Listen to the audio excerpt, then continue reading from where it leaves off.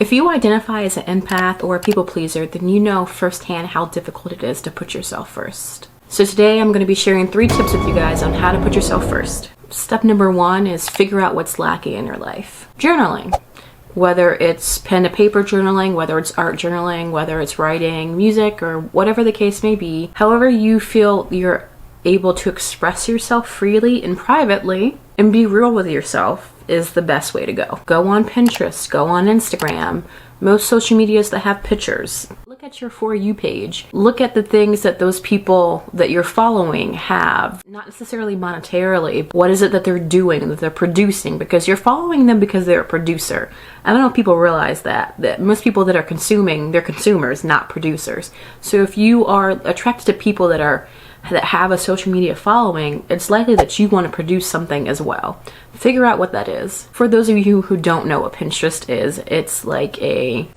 What is it like? It's like a bulletin board, but with pictures. Another way to figure out what you're lacking is to get intimate with yourself, date yourself. I started doing this last year. I kind of fell off of it a little bit.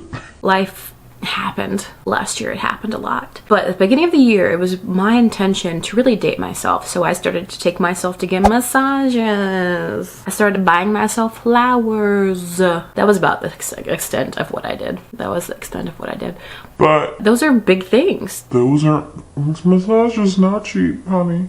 I treated myself like a queen. You have to be willing to show up for yourself if you want other people to do that for you, especially when it comes to romantic partners. If you're not willing to go the extra mile for you, then chances are you're not going to how to appreciate it or accept it when a romantic partner does it for you. Or you're going to attract romantic partners that don't do any of that for you, and that means that you're settling because you don't know what you're worth. I just realized that I recorded the last half of this video, but I wasn't actually recording. So I was doing it to my camera and I was not recording. Bitch! Step number 2 is to decide what's getting in the way of you being a people pleaser. No, it's not. Step number 2 is to decide what's getting in the way of you choosing yourself first. You need to identify people that need to go. Identify people that are enabling bad behavior in your life, essentially. People that need to go are people that don't motivate you. They don't push you to do anything new or different. They don't support your passions, your dreams. They're just conveniently there. A good way to tell if somebody is not for you is if you're hanging out, you start to lose energy. They are not for you. Cut them off. Cut them off right now. You gotta choose yourself first. I'm assuming if you clicked on this video, then you kind of believe in like soulmates and soul tribe. Just people being for you and for your growth and your development and for your betterment. If you're attracting people like that don't mean you any progress or any good really, they're just kind of bums and they're not that people. But if you're attracting those kind of people, then... If the shoe fits, right? But you're here because you're trying to do something about it. You're trying to put yourself first. Identify your own toxic traits. Identify your own traumatic responses to things. It's going back to your childhood trauma, to your inner child, and being like, okay, I got you. We're gonna trek through this mud and get on the other side, because if we're not gonna do it, nobody gonna do it. When you're putting yourself first, having emotional maturity is really key. Because if you're not willing to be honest with yourself about how you feeling, how you're feeling, you know, what you're thinking, what's been on your mind, what's holding you back, then how do you expect to actually be putting yourself first? How do you expect to actually be moving forward, to progress, to be somebody that you really deep down know that you are? Maybe you're self-sabotaging. And for those of you that need a definition, it's doing or not doing things that could be of your betterment, that could lead to your success and happiness. So for example, if you're picking people, romantic partners that are emotionally unavailable. I'm not saying that from experience or nothing. You're trying to get fit, but you don't ever have any gym clothes, any clean gym clothes. If you're trying to eat healthier, but you don't meal prep or you don't plan ahead, how do you expect? Yeah, that's self-sabotage, bitch. Step number 3 is to put self-care into practice. Boundaries are extremely important. When you're saying yes to everything else, you're saying no to yourself. Start saying no to people. Hey, do you want to go with me to the James Brown concert? Not really, but thanks though. Or, I don't know. I think that was pretty, you get it. That was a great example. When you're hanging out with people that you don't really want to hang out with, or doing things that you don't really want to do, not putting yourself first, you're putting yourself at a disadvantage because you don't even want to go. Where are you going? And I used to do this a lot. As a former people pleaser, I'm still an empath, but as a former people pleaser, I would say yes to everything under the sun because I didn't want to be rude. And I had people tell me, stop being so sensitive, stop being so like caring about what other people thought. And for me, I was like, well, I'm just this way. I'm just this way. But no, you can't. You really can't. Like, it's too emotionally taxing to care what everybody thinks, to put everybody else's needs and desires before your own. What we're not doing, that's what we're not gonna do. Another example is when you have boundaries, people respect you more. And that's not to say that you gotta sit there and be rude, be like, no, I'm not doing that. Just be like, nah, I'm good. I don't wanna do it. And you really don't even owe them an explanation. Just tell them, no, to be aloof like that, no. I'm not doing it. Nah. Like, nah. I'm like, nah, I'm not doing it. You know, and that was real gangster. I'm not. I'm not a gangster. What am I talking about? Another way to practice self-care is to, practice activities that light you up. When you carve out time for your passions, you're like telling your brain that you're showing up for yourself, that you're making time to do the things that light you up, the things you're passionate about. That shit is sexy. The more you consistently show up for yourself, the easier it becomes.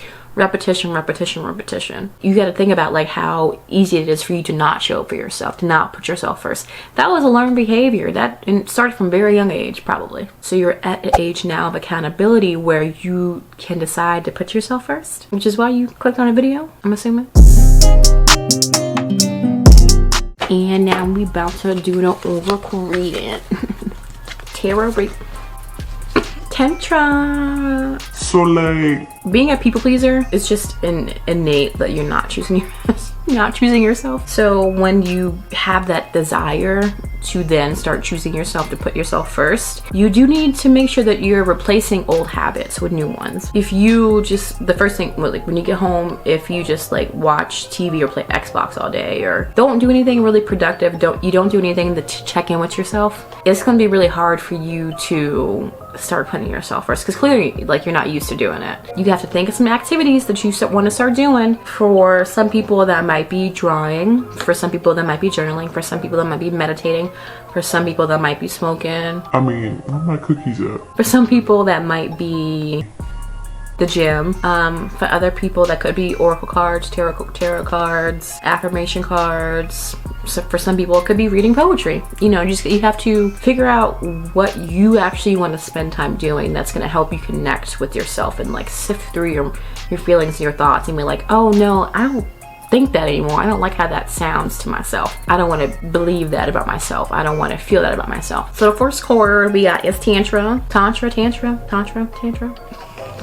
In this chord, it's about that divine feminine. It's not necessarily that it's the divine feminine, but it's about sexuality and sensuality and getting in tune with your stuff. Usually when people hear the word tantra or tantra, it's connected to intimacy, the sex. I don't know if I can say that word on YouTube. It's about healing through that act of love for some people, for other people. I don't know what you do. This card is calling you out and telling you need to go ahead and start giving yourself more pleasure. In whatever shape or form. I'm not even gonna pretend to know how to say this card name. But this card is about self-study and it's telling you really need to study yourself. You really need to, like, you're an open book. You need to learn yourself. You need to get intimate with yourself. You need to go on a mission to fully understand. Do some deep diving on the pages of your life. Because at the end of the day, like, you can't expect to know what you want to do in life. You can't expect to attract ideal partners, career, whatever, just anything that makes anything that could give you a modicum of happiness. You can't have expectations about that if you don't know who the fuck you are. So spend time with yourself. We have Anahata, and this correlates to the chakra cards. This card correlates to the heart chakra. So whenever you get this card, it's really about opening. It's a reminder to keep your heart open, to do some healing work for your heart. If you have heartache right now, this is just like telling you either to be with that heartache a little longer to see what it's teaching you. What can you learn from that heartache? What could you do differently next time? As a reminder, like when you're on this self-healing journey, this personal development journey, a lot of it is taking accountability for where you are in life and just have to say, oh, that jerk that broke your heart, that's not your fault. No. It is your fault that you attracted this jerk. Ask yourself, what did you learn? How you changed from the interaction or that event? Keep your heart open, figure out what your heart wants, who your heart wants, how you want to be loved, how you want others that come into your life. When you're asking someone to be in your life, you want reciprocity of affection and standards for how you want to be treated. You should know that, and you should have those same standards and boundaries with yourself. I also think that this card is asking you to try new things, to do things a little bit unexpected, to mix it up a little bit. Ganesha, I'm fairly certain that this card, this deity, is about self-love and devotion. When you're really trying to start choosing yourself, especially when you're a people pleaser, you really need to go on a journey of self-love and devotion. It's about you. You. Call it selfish, call it whatever you want. You have to be willing to be in an era of selfishness. What do you want? Who do you want? What do you want to do? Why do you want to do it? Why are you attracted to the things that you're attracted to? What makes you happy? I forgot that my window was up as well, recording this. Because I think somebody just laughed at me. This is also like, I feel like a call to like dance to life. Even though things are pretty cold and bleak this time of year, it's January, you know, you still have a lot of things to be nourishing and a lot of things to be excited about. We don't have things to be excited about. Find something to be excited about. I'm not trying to tell you what to do. I'm suggesting what you should do. Attract. For all the naysayers there, I'm quitting my day job. For those of you that don't know what law of attraction is, basically what you put out, you get back. Simple. And obviously that doesn't apply to everything. Law of attraction can be very iffy and debatable because when it comes to questions of like assault, no one's trying to attract assault. But if you want to attract better things in your life, if you're intentionally trying to attract things, that's, I think, more of law of attraction. When you're being and doing, that's when you attract things, not when you're wanting. If you're looking to align with more people that put themselves first, that choose themselves first, you yourself have to start doing the things that people do that choose themselves first. It could be getting up earlier, it could be going to the gym, it could be eating healthier, it could be journaling, it could be having a better skincare routine.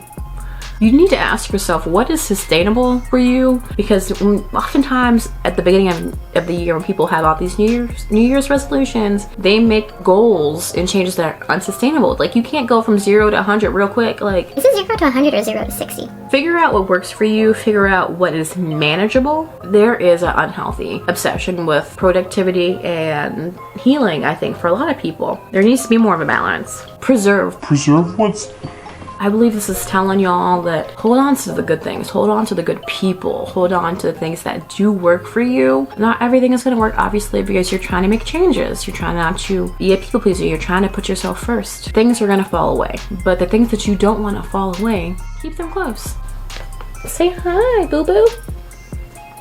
Say hi. Asha, say hi. She likes to come up to me whenever she feels like she's not getting enough attention, which is like every 5 minutes, and she likes to pat me on my back if my back is turned and I'm working. And then she may, okay. See? She don't want nothing. That was the reading.